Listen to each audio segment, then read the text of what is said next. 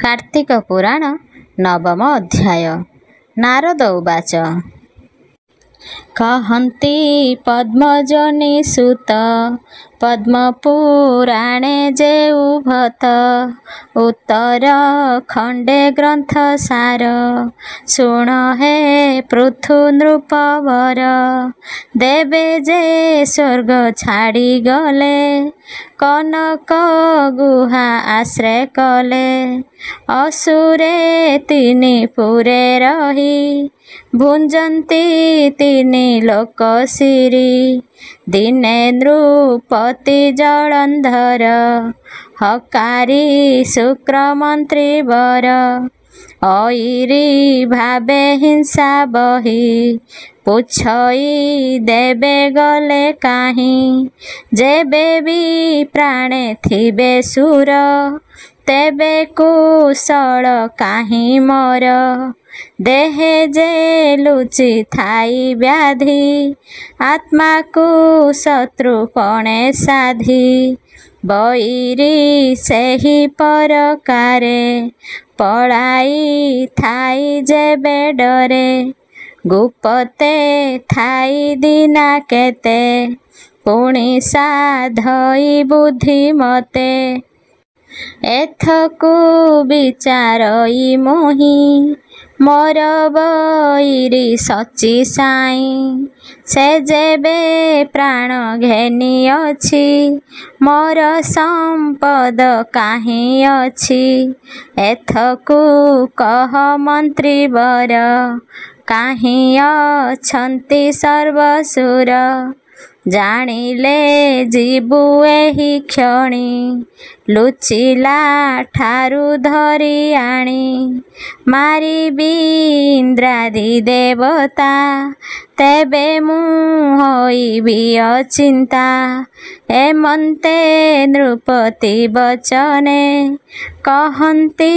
भृगुंक नंदने शुण राजन बिहि बसे सकल देवे तोर त्रासे कनक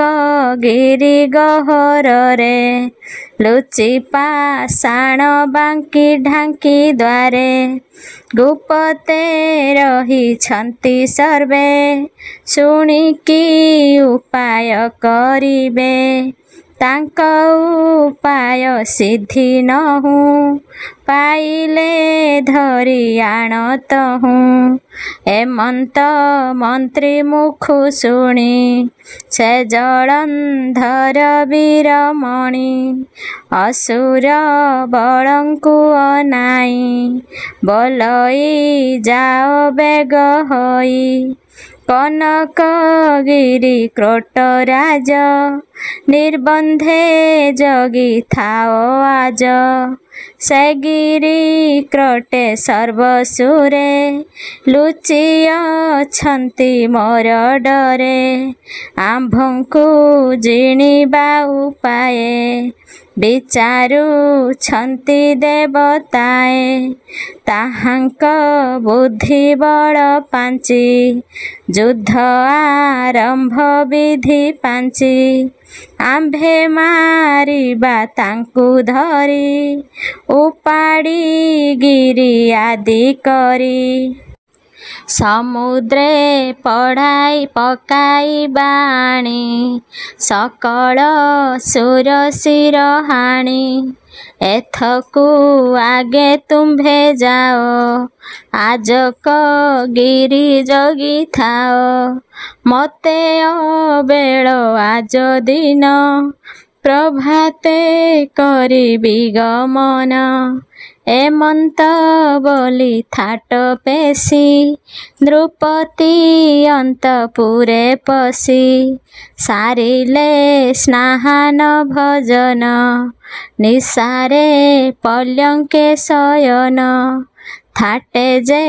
गले आगे चली जैसने समुद्र उछुली कूल लंघ ଭଇ କାଳ ବସେ ତେସନେ ଦୁର୍ଦାନ୍ତ ରାକ୍ଷସେ କନକଗିରି ତଳେ ପୁରୀ ବସିଲେ ସତେ ପୁର କରି ପର୍ବତେ ଉଠିଲେ କ ସୈନ୍ୟ ବରଷା କାଳେ ଯେହ୍ନେ ଘନ ସେହି ପ୍ରକାରେ ଦୈତ୍ୟ ବଳେ ଘଟିଲେ କନକ ଶୈଳେ ବାଣ ବଚନ ବାଦ୍ୟ ଧ୍ୱନି ଶବଦେ କମ୍ପଇ ମେଦିନୀ ପର୍ବତ ଗର୍ଭୁ ଦେବେ ଶୁଣି ଅସୁର ଧାଡ଼ି ବୋଲି ଜାଣି ବିବାଦେ ଭରସା ନ କରି ଆତଙ୍କେ ଗୋବିନ୍ଦ ସୁମରି ହେ ଦେବ ଦେବ ଚକ୍ରଧର ଖଳନାଶନ ବାନା ତୋର ଭକ୍ତ ବସଳ ବାନା ବହୁ ସୁଜନ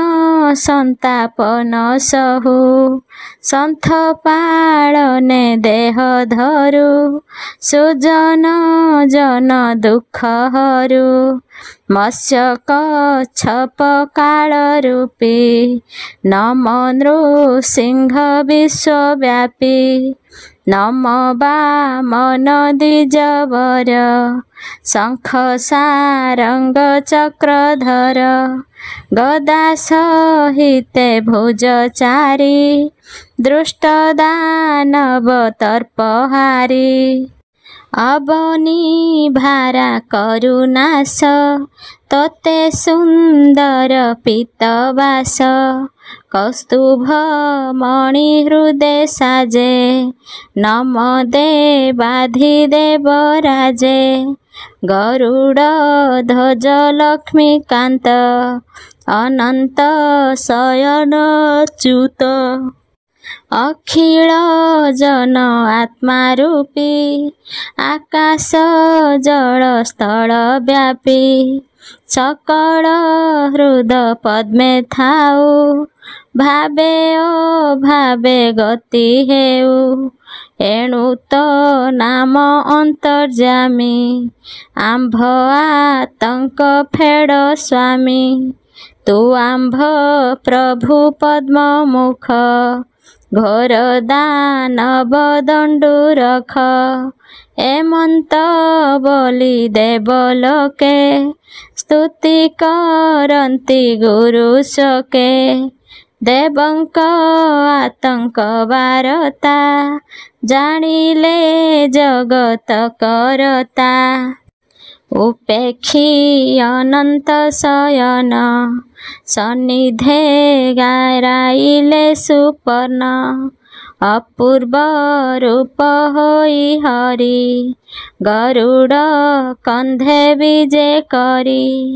ଲକ୍ଷ୍ମୀଙ୍କି ଚାହିଁ ଚକ୍ରପାଣି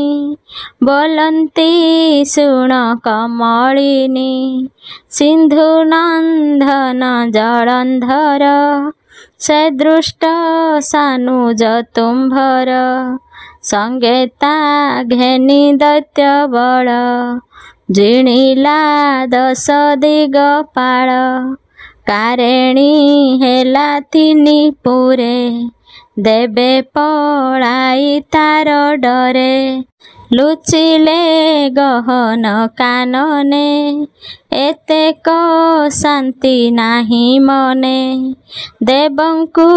ନିବାରିବ କାଳେ ଏମନ୍ତ ଭାବି ଦୈତ୍ୟ ବଳେ କନକଗିରି ବେଢ଼ିଛନ୍ତି ଦେବେ ଆତଙ୍କେ ମୋତେ ଚିନ୍ତି ସେ ମୋର ଅଧୀନ ଦେବତା ତାଙ୍କ ବିପତ୍ତି ମୋତେ ଚିନ୍ତା ଯେ ସାଧୁ ଜନେ ହିଂସା କରି ସେ ନିଶ୍ଚେ ମୋହର ବୈରୀ ଏବେ ମୁଁ ଦେବତାଙ୍କ ଛଳେ ମାରିବି ଜଳନ୍ଧର ହେଳେ ଏମନ୍ତ ପ୍ରଭୁ ବାକ୍ୟ ଶୁଣି କହନ୍ତି ସାଗର ଦୁଲଣୀ ଭୋ ପ୍ରଭୁ ତ୍ରୈଲୋକ୍ୟର ନାହା, ଶ୍ରୀମୁଖେ ଆଜ୍ଞା ଦେଲେ ଯାହା। ସେ ବାକ୍ୟ ଶୁଣନ୍ତେ ମୁଁ କର୍ଣ୍ଣେ, ସଂଶୟ ଘେନୁ ଅଛି ମନେ। ସେ ଜଳନ୍ଧର ମହାବୀର, ଈଶ୍ୱର ଅଂଶେ ଅବତାର। ସାଗରୁ ହେଲା ଉତୁପତି, ପ୍ରସନ୍ନ ହୋଇ ବେଦପତି। ଅଭୟ ବର ତାକୁ ଦେଲା, ତେଣୁ ସେ ଜଗତ ଜିଣିଲା। ଏକଥା ଜାଣଇ ମୁଁ ଭଲେ, ତୁମେ ନ ଯୁଝ ତାର ତୁଲେ। ଲଘୁତ ଜନେ ପୌରୁଷ, ଉଭୟ ଲୋକେ ନାହିଁ ଯଶ। ଏକଥା ବୁଝି କାର୍ଯ୍ୟ କର, ତୁମ୍ଭେ ତ ଜଗତ ଈଶ୍ୱର। ଏତେ ଜଣାଇ କମଳିନୀ, ଶିରେନି ବେଶିବେନି ପାଣି। ଭକ୍ତ ଆତୁରେ ଭଗବାନ, ଲକ୍ଷ୍ମୀଙ୍କୁ କହନ୍ତି ବଚନ। ଖଳନାଶନ ବାନା ମୋର, ତୁମତେ ବିରୋଧନ କର। ଏମନ୍ତ ବୋଲି ଦଇତ୍ୟାରି, ଖଗ ଆସନେ ବିଜେ କରି। ଯୁଦ୍ଧକୁ କରନ୍ତି ଗମନ, ଅଶେଷ ଜଗତ ଜୀବନ। ଗରୁଡ଼ କନ୍ଧେ ଭାବଗ୍ରାହୀ, କିବା ଉପମା ଦେବା ତହିଁ। ଯେସନେ ହିମଗିରି ଶିର, ଉଦୟ ନବ ଜଳଧର। ଗଗନ ପବନର ଗତି, ଦିଗେ ବିରାଜେ ବିଷ୍ଣୁ ଜ୍ୟୋତି। ତମାଳ ପତ୍ରବର୍ଣ୍ଣ ତନୁ, ତେଜ ବିରାଜେ କୋଟି ଭାନୁ। ଦୁର୍ଦଣ୍ଡ ଦଣ୍ଡ ଭୁଜ ଚାରି, ଦଦା ଖଡ଼ଗ ଚକ୍ରଧାରୀ। କନକ ଜମ୍ଭୁ ବାମ କରେ, ବିନାଶ ମୀରେ ଧ୍ୱନି କରେ। ଶବଦେ ଦଶ ଦିଗ ପୁରୀ, ଦନୁଜ ପୁରେ ପଡ଼େ ହୁରି। ସିନ୍ଧୁଙ୍କ ଦେଶେ ଉତପାତ, ଗଗନୁ ପଡ଼େ ନିରିଘାତ। ଅସ୍ତି ଖପରା ଧୂମ ଧୂଳି, ଆଚ୍ଛାଦି ଗଗନୁ ବିକିଳି। ଲୋମରୁ ଧୀର ଭସ୍ମ ମିଶି, ନିର୍ମେଘେ ଗଗନୁ ବରସି। ଭୂମିକମ୍ପଇ ଥରହର, ତା ଦେଖି ବୀର ଜଳନ୍ଧର। ପୁଛଇ ଶୁକ୍ରଙ୍କ ଗ୍ରତ, ଭୋମୁନି ଏକି ବିପରୀତ। ମୋର ଭୁବନେ ଉତୁପାତ, କହ ଏ କେବଣ ଚରିତ। ଶୁକ୍ର ବୋଲନ୍ତି ରାଜା ଶୁଣ, ଦେବଙ୍କ ଛଳେ ନାରାୟଣ। ଗରୁଡ଼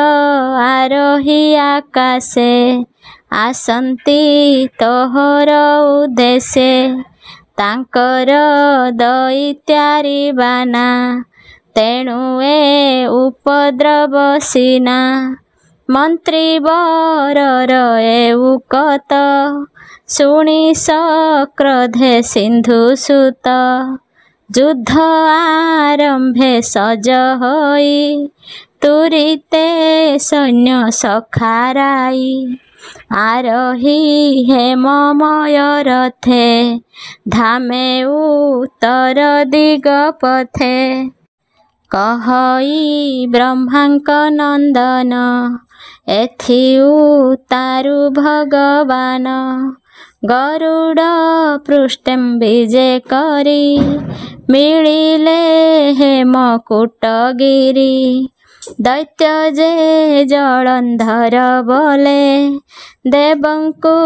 बंदी करिथिले गोविंद आगमन काले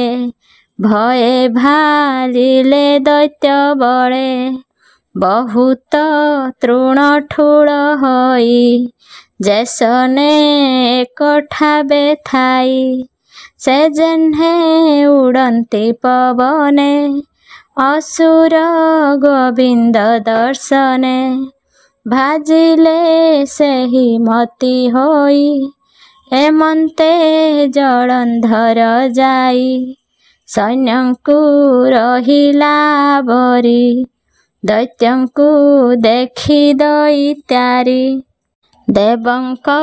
छळे कोप मूर्ति से कथा जानी खगपति पक्ष पवन घर बाते गगने उड़िले दैते बतासे जेणु प्राय उड़ी पड़िले बनगिरी माड़ी पवन जेन्हे रंभावन तेन्हे विच्छिन्न दैत्य सैन्य ता देखी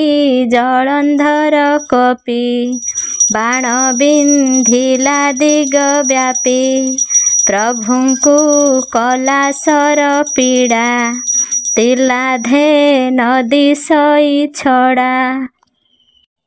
भूमि गगन अंधकार चली न पारे खगेश्वर चकित होई सर काढ़े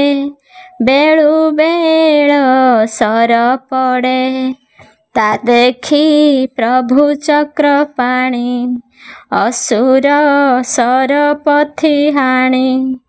दिग दिशिला शोभा कर गली गमई खगेश्वर गरुड़ कंधे जगज्योति देवंक छळे उग्र मूर्ति गदा बुलाई कप मने पिटिला असुर विमाने प्रहारे रथ गला भाजी असुर हृदय शस्त्र बाजी जगन्नाथंक करु झड़ी भूमि उपरे गदा पड़ी देखी असुर महाबली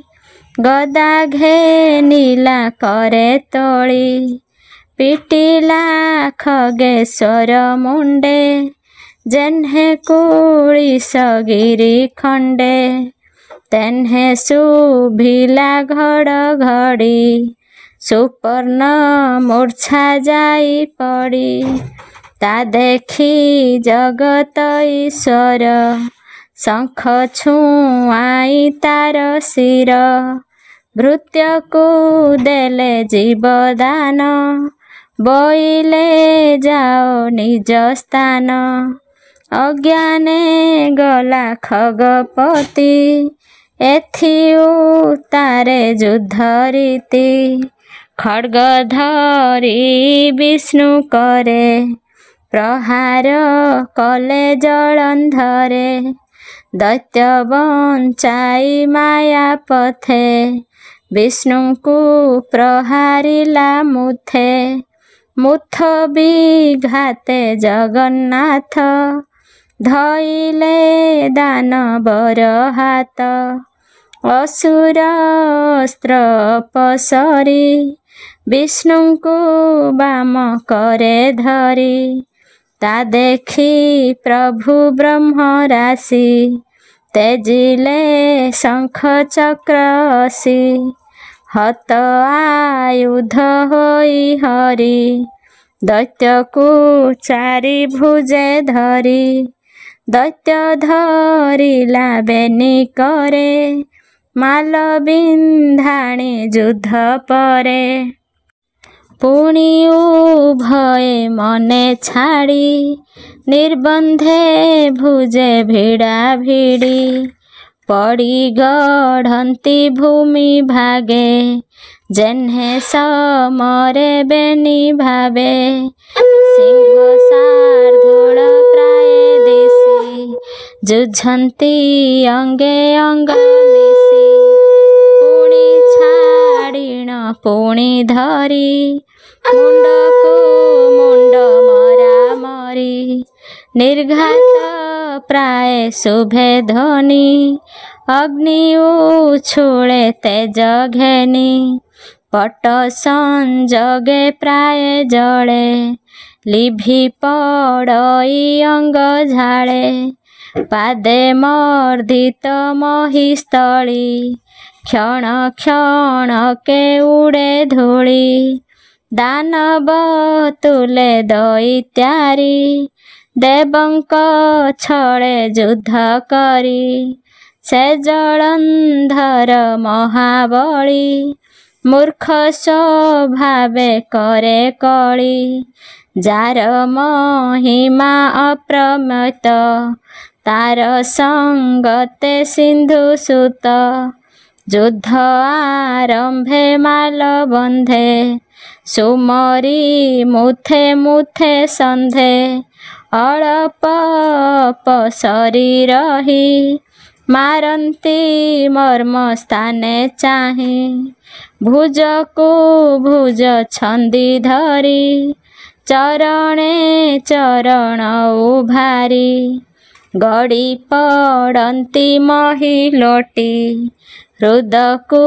हृद पिटा पिटी के छाड़ी पछकू पड़ाई छड़ाई गगने उड़ई पुणी मिलंती आसी आगे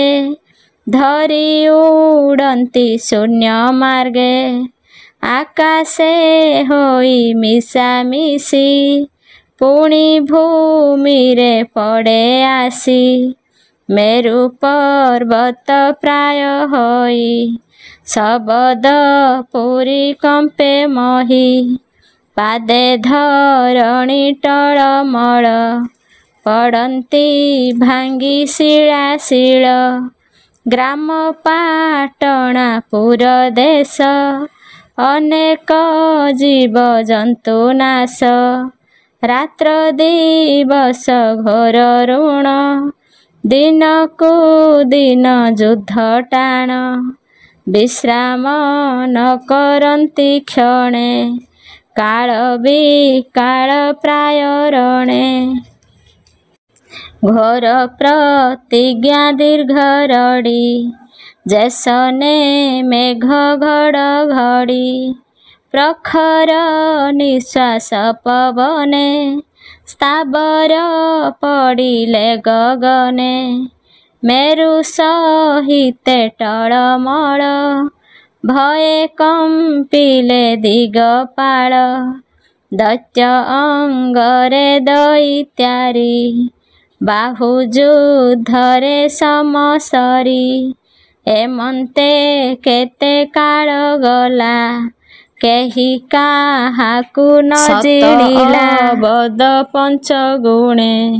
युद्ध करंती अनुक्षणे दैत्य नहिला जहु क्षय मने भाळंती देवराय ए दैत्य तुले युद्ध कले संसार न रहिब भले अनेक जुग बही जीव असुर रणे न घुंचिब धन्य विधाता बर तोर कमला वाक्य निराधार बारण वाक्य युद्धे आसी दैत्य को न पारिला नासी समर कले कार्य नाही दुखित हेब एबे मही रणे घुंचिले हेब लाज एते विचारी देवराज युद्ध उपेक्षी भावग्राही दैत्य को प्रीतिपणे कही हे जलंधर महावीर तू अटू बांधव आमर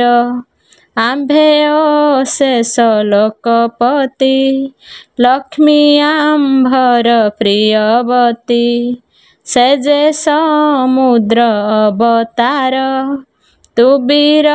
समुद्र कुमार तेणु तू आम्भर शालक न बुझी जुझिलु अनेक एथकु नाही आम्भ छळ आम्भे जाणिलु तुम्भ बळ एणे सन्तोष आम्भ चित्त बंधुरे पड़िब एमंत दैव जोगे होए कली जे साधु से ताहा संभाली विवादे नाही किछि लाभ प्रीति जे परम दुर्लभ एकथा तोर मने घेन आम्भे होइलु परसन्न सन्तोषे जाचु अछुबर जे इच्छा माग जलंधर विष्णु श्री मुखु एहा शुणी असुर मने मने गुणी विचार कला हृद भावे ए मोर शुभंकर जोगे जे प्रभु जगत ईश्वर सन्तोषे जाचुछन्ति वर आबर बंधुपण देखी ए जे सफल कर्म देखी एते विचारी जलंधर बोलई जेबे देबु बर मागई मोर आत्महिते तू नाथ सगुण सहिते लक्ष्मी सहिते अष्टनिधि जेतर प्रभुपण विधि सकल घेनी तो संगरे बास करिबु मोर पुरे लक्ष्मी जे मोर भग्नी ज्येष्ठ तू नाथ प्रभुपणे श्रेष्ठ तुम्भंकु प्रभुपणे पाई रहिभ जीवी शांत होई असुर मुखु प्रिय बाणी शुणी सन्तोष चक्रपाणी जहा मागिला दैत्य वीर हेउ बोइले गदाधर पुणी दैत्यकु प्रिय मते कहन्ति देवतांक हिते बोइले शुण महावीर आम्भे रहिलु तुम्भपुर कमला थिब आम्भ तुले ब्रह्मा सहिते दिगपाले तोर वचन पालिथिबु जहा मागिबु ताहा देबु लक्ष्मी तो पुरे थिबे जेबे तोते अपूर्व किस तेबे एबे तू आम्भ बोल कर देवंक यथा अधिकार सन्तोषे आदि तांकु मूले तो जस रहु रवि तले शुणी सन्तोष जलंधर देवंकु देला स्वर्गपुर ध्याने चिंतिले ब्रह्मराशि देवे मिलिले पासे आसी तांकर यथा अधिकार देई पेशिले स्वर्गपुर पुणी चिंतिले चक्रपाणी आसी मिलिले कमलिनी तांक सहिते अष्टनिधि सर्वसंपद सुख सिद्धि विष्णु छामुरे उपगत आनंद जलंधर चित्त भग्नि भीणई घेनी संगे निज भुवने गला बेगे सिंधुक देशे परवेश विष्णु निमन्ते दिव्य वास मंडिला अति यत्न करी विजय कले तहि हरि संगते देवी कमलिनी त्रैलोक्य माता ठाकुराणी अष्टनिधि को घेनी तुले असुर पुरे विजे कले से जलंधर नेत्रे देखी विष्णु को पाई महासुखी देवंकु देला स्वर्गपुर आपे जे मर्त्य नृपवर बलिकी तलपुर देई आबर दैत्यगण भाई जे जहा अनुरूपे बास सभिंकु देई कला तोष देवंकु कला सर्वसुखी प्रजा पालई नेत्रे देखी शस्य संपद वसुंधरी दियई मन पूर्ण करी बक्षे फलंती फुटे फूल सर्वदा नदी बहे तुल नित्य सेवंती षड ऋतु सदा आनंद जीव जंतु अकाल मृत्यु रोग शोक खंडिले स्वर्गपुर लोक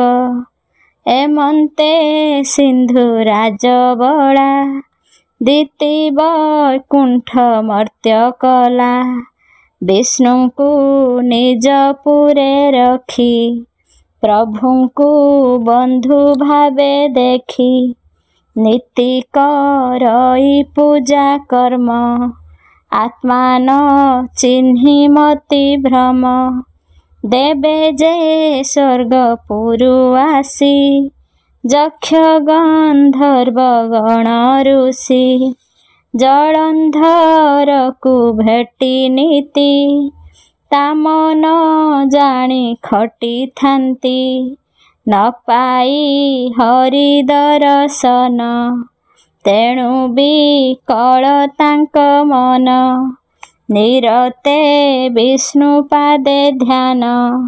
देवे बंचंती दुखे दिन से दुख निबारई जेहू ममन तांक पादे रहू संसार दुख जीवनाश भणई महादेव दास हे पद्म पुराण चरित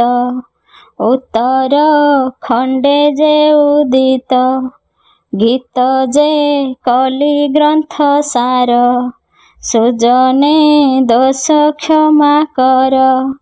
इति श्री पद्मपुराणे उत्तरखंडे कार्तिक महात्म्ये विष्णु जलंधर संग्रामे नाम नवमोऽध्याय।